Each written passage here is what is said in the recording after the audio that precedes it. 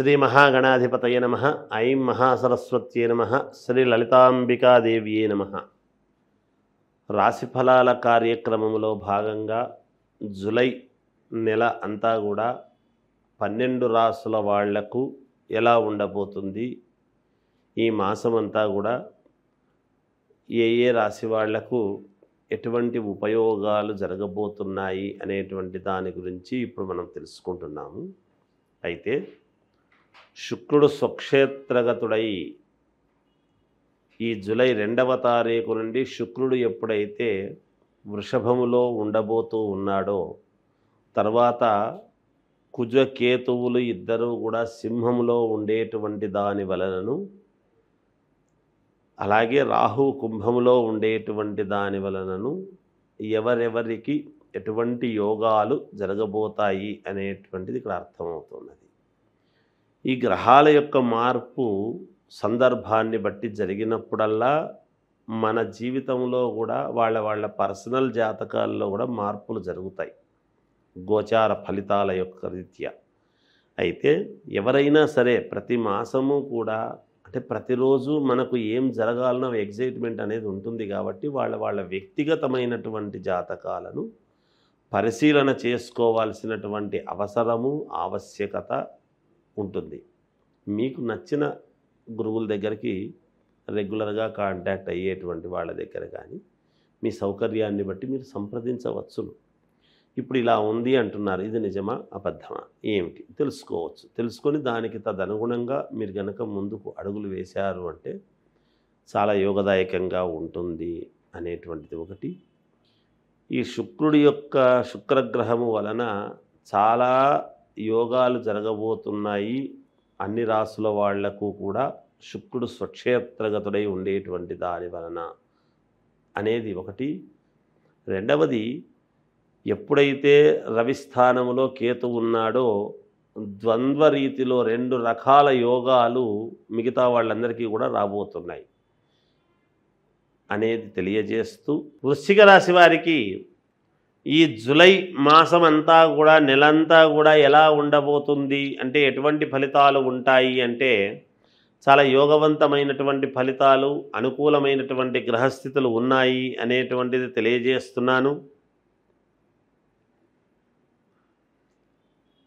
శుభకార్యాల విషయములలో ముందడుగు వేయటం జరుగుతుంది. అలాగే శుభవార్తలు కూడా మీ చెవిన పడటం అనేటువంటిది జరుగుతుంది. కీలక వ్యవహారాలలో శత్రువులపై విజయం అనేటువంటిది పొందుతారు ఈ మాసములో. భూ సంబంధితమైనటువంటి క్రయ విక్రయాలలో మంచి లాభాలు, మీరు ఊహించని లాభాలు అనేటువంటివి మీరు చేసుకోగలుగుతున్నారు. సంతాన శుభకార్య విషయమై ఆలోచనలు చేసి కుటుంబంలో వివాహాలు కానీ ఏదో శుభకార్యాలు చెయ్యాలి అనేటువంటి దానికి బంధుమిత్రాదులను అందరినీ కూడా పిలిచి మీరు చాలా ఉన్నతమైనటువంటి స్థితిలో జరపడం అనేటువంటిది ఉన్నది. ఈ సందర్భంలో ఎటువంటి శుభకార్యాలు ఉంటాయి అనేది కూడా ఒక్కసారి మనం ఆలోచన చెయ్యాలి. ఏమిటి అంటే ఇక్కడ జరుగుతూ ఉన్నది జూలైలో ఏమొస్తుంది అంటే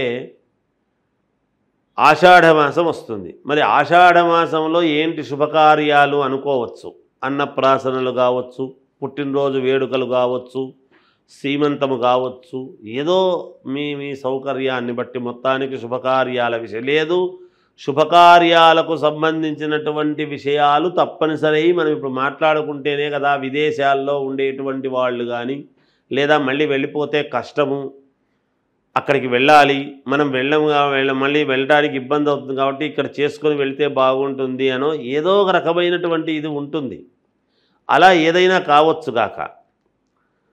సంతాన శుభకార్య విషయమై గృహమున చర్చలు అనేటువంటివి చేస్తారు. చేపట్టినటువంటి పనులలో కార్యసిద్ధి అనేటువంటిది కలుగుతుంది గాక. ఇంట బయట అందరినీ ఒక తాటిపైకి నడవటానికి తీసుకొచ్చేటువంటి ఆర్గనైజింగ్ వ్యవస్థ అంతా కూడా మీరు చేస్తారు. అంటే ఏవైనా మనక్లేశం వాళ్లకు వీళ్లకు ఉండడం సహజమే, కానీ ఎందుకు అలా ఉండొద్దండి, ఈ ఉపయోగాలు ఉంటాయి మీకు, ఇది ఇలా కలిసి ఉంటే ఇలా మేలు జరుగుతుంది అని కలిపే మార్గము చేస్తారు. వృత్తి వ్యాపారాలలో ఆశించినటువంటి పురోగతి అనేది మీరు సాధించి తీరుతారుగాక. సమాజములో పేరు కలిగినటువంటి వ్యక్తులతో పరిచయాలు అనేటువంటివి బాగా పెరుగుతాయి. మరి బాగా పేరుండేటువంటి వ్యక్తులు ఉంటారు. ఆ బాగా పేరుగలిగినటువంటి వాళ్ళతో మీ యొక్క ఆలోచనలు పంచుకొని ముందుకు వెళ్ళే విధముగా ఉంటుంది. నిరుద్యోగ ప్రయత్నాలు అనేటువంటివి మరింత అనుకూలముగా సాగుతాయిగాక. ఈ కోర్టుకు సంబంధించినటువంటి విషయాలు ఏవైనా కొన్ని ఇబ్బందులు కలుగజేసేటువంటివి గనక ఉంటేనే, లేకపోతే మనవి కొంతమందికి ఉంటాయి. అలా ఉన్నటువంటి వాళ్లకు కోర్టు పరము నుంచి కొంచెం మంచి రిలీఫ్ అనేటువంటిది దొరుకుతుంది గాక. ఇది నేను చెబుతూ ఉండేటువంటి ఫలితాలు కేవలము ఇప్పుడు ప్రధాన పక్షములో ఉండేటువంటి రాజకీయ నాయకులే కాకుండా ఓడిపోయినటువంటి పార్టీలో ఉండేటువంటి రాజకీయ నాయకులకు కూడా వర్తిస్తుంది. యోగవంతమైనటువంటివే ఉన్నాయి. మీ ప్రయత్నాలు మీరు చేసుకోవాలి. అలా చేసుకుంటే మీకు మేలు జరుగుతుంది. కొన్ని గృహములో మామూలుగా గుట్టుగా ఉండేటువంటి నిర్ణయాలు తీసుకోవటం అనేది జరుగుతుంది గాక.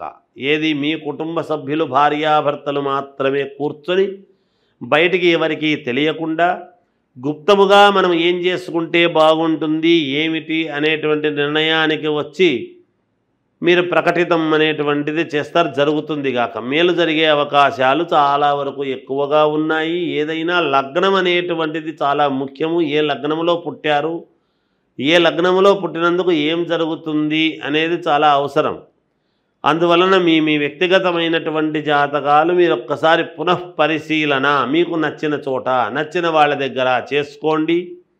తప్పకుండా మీకు విజయము లభించి తీరుతుందిగాక ఈ మాసములో అనేటువంటిది తెలియజేస్తూ, 12 రాసుల వాళ్లకు కూడా ఈ మాసములో చేసుకోవాల్సినటువంటి పరిహారము ఏమిటి అని గనక ఒక్కసారి ఆలోచన చేస్తే, ఈ గుప్త నవరాత్రులు అనేటువంటిది ఉండేటువంటి దానివల్లను తొలకరి వానలు పడి ఎప్పుడైతే ఇత్తనాల ఏకాదశి అనేటువంటిది, ఎందుకు ఇది మనకు ప్రాధాన్యత అంటున్నాను అంటే, పూర్వమంతా కూడా రైతాంగం మీదనే ఆధారపడి ఉండేది కాబట్టి, వ్యవసాయం మీదనే మనం అందరము ఆధారపడిన వాళ్ళము కాబట్టి, మనకు అన్ని రాసుల వాళ్ళు చేసుకోవాల్సినటువంటి పరిహారము ఏమిటి అని ఒక్కసారి గనక మీరు ఆలోచన చేసినట్టయితే, మీరు చేసుకోవాల్సినటువంటిది అమ్మవారికి మామూలుగా ఇంట్లో అమ్మవారి పటం ఉంటుంది. ఎక్కడికి బయటికి వెళ్ళక్కర్లేదు. లేదు గుడికి వెళ్ళి చేసుకుంటే పరమ సంతోషము, చేసుకోవచ్చును.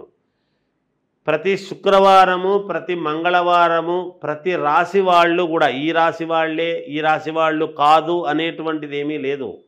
12 రాసుల వాళ్ళు కూడా ప్రతి మంగళవారము, ప్రతి శుక్రవారము సాయంకాలము రాత్రి 10 గంటల లోపల మీరు చేయవలసినటువంటిది ఏమిటంటే, కాళ్ళు చేతులు కడుక్కున్న తర్వాత ఒక అమ్మవారి పటం ముందు కానీ, లేదా అమ్మవారిది విగ్రహం ఉంటే విగ్రహం ముందు కానీ కాసేపు ఒక్క 10 నిమిషాల పాటు కూర్చొని, 10 నిమిషాలు మాత్రమే కూర్చొని 5 తమలపాకులు, 5 ఒక్కలు, 5 పసుపు కొమ్మలు పెట్టి రాత్రిపూట, ఎందుకంటే గుప్త నవరాత్రులు అనేటువంటివి జరిగి ఉంటాయి కాబట్టి రాత్రికి చాలా ప్రాధాన్యత ఉన్నదని తెలియజేస్తున్నా నేను మీ పనులు కావడానికి. అలా కూర్చొని అమ్మవారిని ఓం శ్రీమాత్రే నమః, ఓం శ్రీమాత్రే నమః, ఓం శ్రీమాత్రే నమః అనేటువంటి మంత్రాన్ని 108 సార్లు, అన్నిసార్లు మేము చేసుకోలేకపోతున్నాము గురువుగారు అంటే పెద్ద విషయం ఏమీ కాదు. మనకు పనులు కావాలి అన్నప్పుడు ఒక 108 సార్లు. అయితే నేను చెప్పినట్టుగా బయటికి మంత్రము చెప్పకండి, లోపల మనస్సులో మననము చెయ్యండి. మంత్రానికి మననం చేయటం అనేటువంటిది చాలా ఉన్నతమైనటువంటి విలువ. నేను బయటికి చెప్పకపోతే మననం చేస్తే మీకు ఎలా అర్థమవుతుంది? ఏదో గురువుగారు మూగ భాష చెప్పినారని అనుకుంటారు. అలా అనుకోకూడదని నేను బయటికి చెప్పాను. నిజానికి మంత్రాలు బహిర్గతం చేయరాదు, అందుకనే ఉపదేశం అంటారు, చెవులో చెప్పాలి. అయితే ఇప్పుడున్నటువంటి పరిస్థితుల దృష్ట్యా యావత్ ప్రపంచానికి ప్రసార మాధ్యమాల ద్వారా వీళ్ళు ఎంతో ఉన్నతముగా అందరికీ తెలియాలి అనేటువంటి తాపత్రయంతో చేస్తున్నందుకు గాను ఆ యొక్క దీన్ని మీరు సద్వినియోగం చేసుకుంటారు అనేటువంటిది అనుకుంటూ ఈ యొక్క ఇది మీరు చేస్తే మీకు మేలు జరుగుతుంది అని తెలియజేస్తూ జయోస్తు.